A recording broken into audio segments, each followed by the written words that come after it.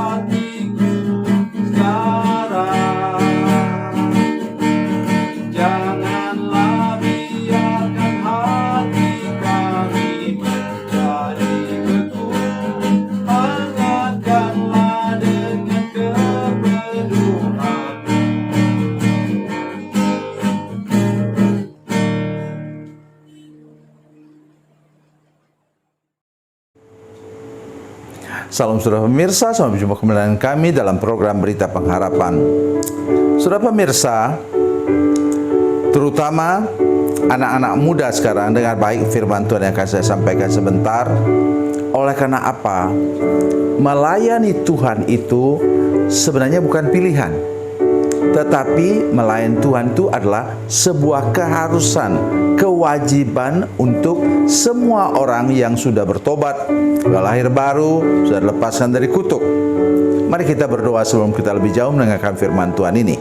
Bapa, dalam nama Yesus, terima kasih untuk firman Tuhan yang Engkau siapkan bagi kami pada hari ini. Kami berdoa, jamah hati semua pemirsa, terutama orang-orang muda, untuk mau mempersembahkan hidup mereka semua Tuhan ke dalam tangan-Mu untuk melayani Tuhan. Terpujilah nama-Mu Tuhan Yesus Kristus. Dalam nama Yesus, haleluya, amin. Saudara pemirsa, mari kita membaca firman Tuhan dari Perjanjian Baru. Perjanjian Baru Injil Yohanes pasal 15 ayat yang ke-16. Mohon saudara juga menghafal ayat firman Tuhan ini.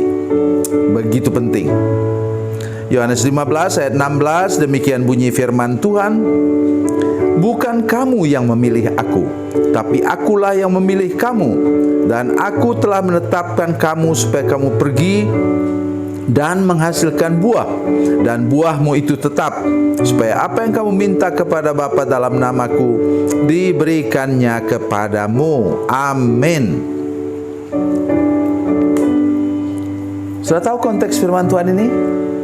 Konteks firman Tuhan ini adalah pokok anggur yang benar. Dan Bapa di sorga adalah pengusahanya. Dan satu yang paling penting untuk kita ingat bila kita mulai dengan konteks firman Tuhan ini, maka katanya apa? Ayatnya yang ke-5 sebelum ayat 6 tadi.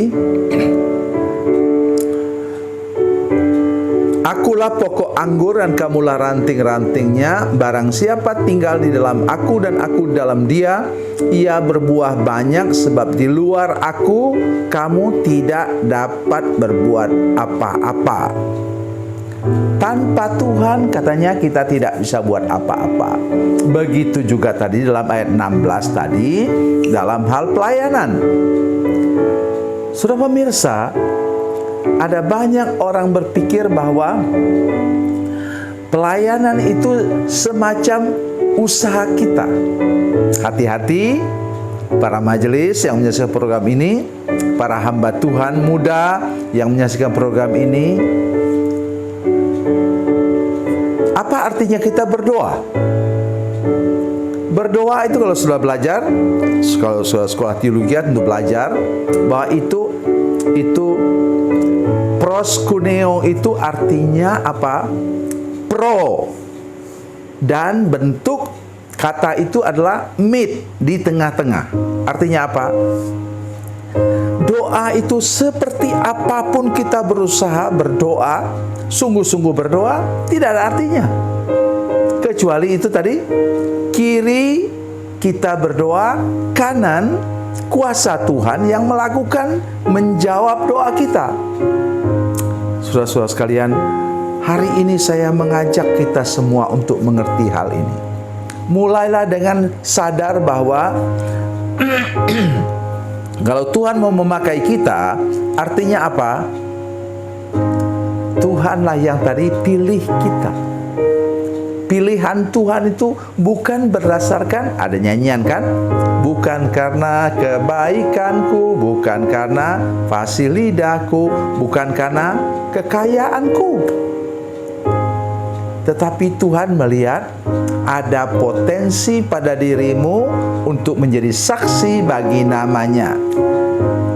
Satu hal, saya tidak menakut-nakuti saudara sekalian, tapi kenyataan sejarah gereja mengatakan bahwa dari 12 murid Yesus, ingat Yudas sudah diganti oleh Matias, 12 murid Yesus itu hanya Yohanes, Rasul Yohanes yang meninggal karena usia tua. Yang lainnya meninggal karena menjadi martir, mati sebagai martir. Oleh sebab itu, ketika Tuhan memilih kita, Ia melihat potensi kita, potensi dalam hati kita. Potensi apa nomor 1? Kesetiaan. Sudah setia, Ia tahu bahwa engkau akan setia. Oleh sebab itu Dia pilih engkau.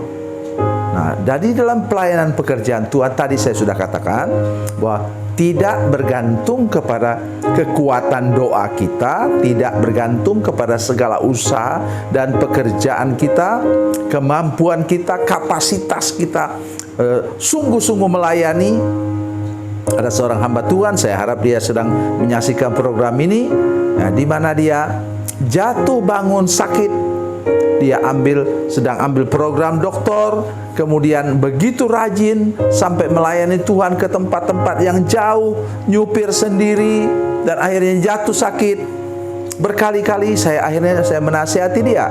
Saya harap dia menyaksikan program ini sekarang, bahwa Tuhan juga bukan cuma mengasihi pelayanan kita, tapi Tuhan lebih mengasihi hambanya yang melayani, supaya engkau tidak sakit-sakitan dan dapat panjang umur, dan kemudian nanti akan menjadi berkat lebih lama untuk orang-orang yang engkau layani. Itulah maksudnya, saudara sekalian. Di sini katanya Tuhan memilih kita untuk apa? Berbuah. Untuk dapat berbuah, ingat, selalu saya katakan ingat kepada hamba-hamba Tuhan, terutama hamba Tuhan muda, engkau harus berakar lebih dalam. Tadi konteksnya adalah pokok anggur. berakar lebih dalam, bertumbuh lebih tinggi, berbuah lebih lebat. Dan itu perlu proses waktu. Jadi jangan engkau paksakan kemudian mendadak mau jadi hamba Tuhan yang terkenal karena ambisimu yang negatif. Jangan. Mari kita serahkan diri kita kepada Tuhan. Kita yakin kita akan bertumbuh, terus nanti tiba waktunya berbuah.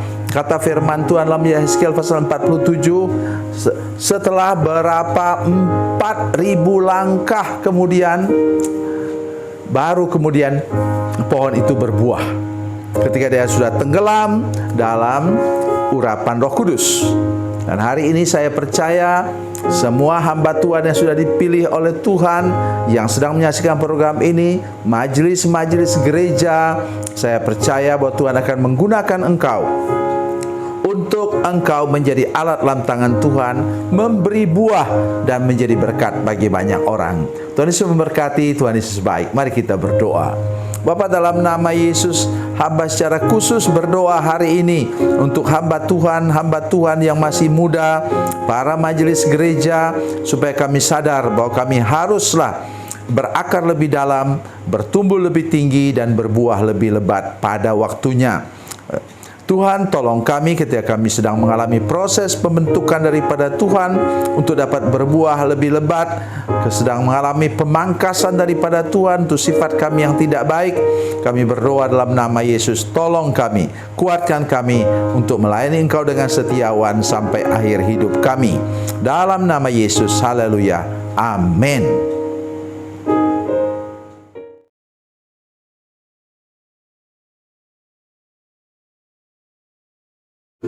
Salam saudara pemirsa, mengakhiri program ini saya mohon kepada saudara-saudara pemirsa sekalian untuk bila saudara menyaksikan program ini melalui channel YouTube, maka tekan subscribe dan bunyikan lonceng.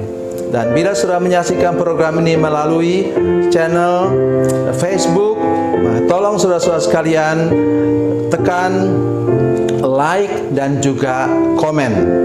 Dan demikian pula bila sudah menyaksikan program Makanan Bergizi hari ini yang tertulis, maka tekan yang sama juga, tekan like dan tekan komen.